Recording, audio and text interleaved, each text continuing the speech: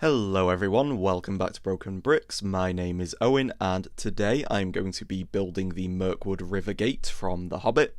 I will add chapters to the video if you want to skip ahead to the part where I actually get started building, but I did want to give a quick backstory on this one first.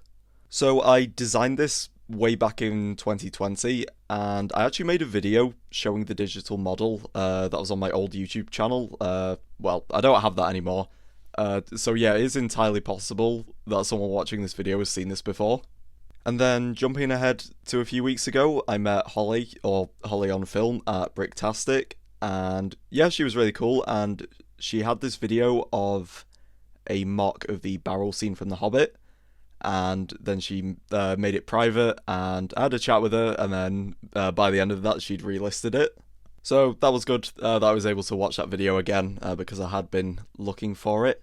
And yeah, that gave me the idea to dig out this mock that I designed, yeah, probably about 6 years ago at this point.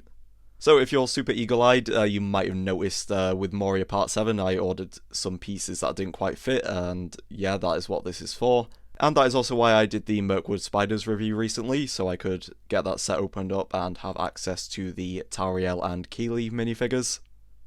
So I'm going to do some time lapses. I will bring back the Nebula music as requested by Scar Draco, and yeah, I will just give some updates along the way to let you know how the build is going.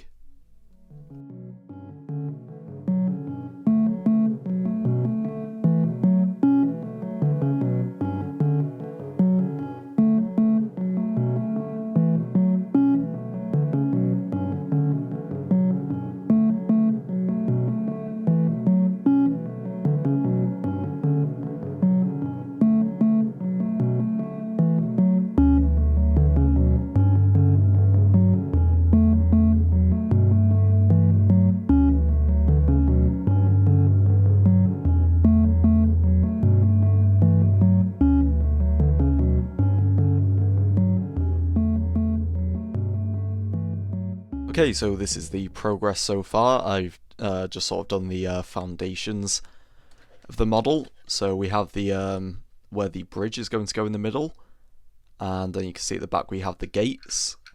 So yeah, there will be a mechanism to pull the lever to open the gates like in the movie, which hopefully does actually work in real life because it's not been tested yet. But yeah, the gates are on hinges, so they can open like that.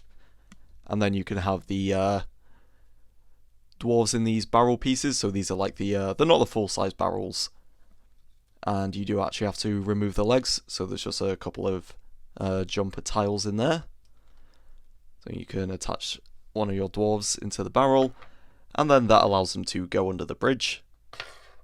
And then over on this side, I'm including a sort of hidden compartment, so this will have where is it? There it is. This will have this rock piece on like this, and then you can open that up and get access to the barrel. And in the barrel I've included some of the transparent gem pieces. And those are to sort of represent the white gems that Thranduil is trying to get his hands on. I just had some empty space there when I was designing it, so I thought it'd be cool to include something hidden. I feel like that's the type of thing that Lego would do. And then I'm not including any sort of hidden areas on this side because this is where the gear mechanism is going to go for the lever. And speaking of which, I don't think I'm going to time-lapse this just because I don't know how easy it's going to be to get it to work. So I don't want to be time-lapsing that for ages trying to figure it out. So yeah, I'm just going to jump ahead in the video to when that bit is done. So another update, this is where I'm at. So the sort of stairs and pathway over the bridge is finished, and that's what that looks like from the front. So yeah, you kind of have like the roots of the tree forming the bridge, and then on the back of the bridge I put on this bracket piece to stop the gates from being able to move any further back than this. So it just kind of makes it easier to push them together. And then you can pull down on the lever, and then you can put one of the dwarves through in their barrel.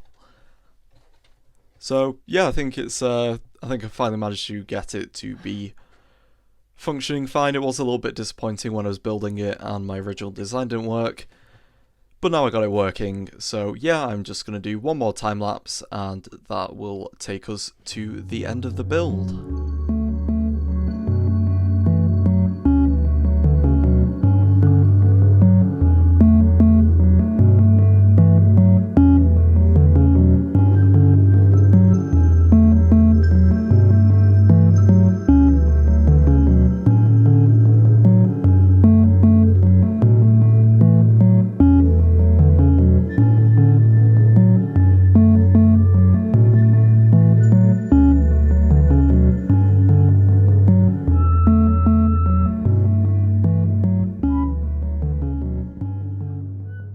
So here we have the final model, and I'm very happy with it, so I'm just going to give you a bit of a walkthrough. So starting on the left we have the hidden compartment.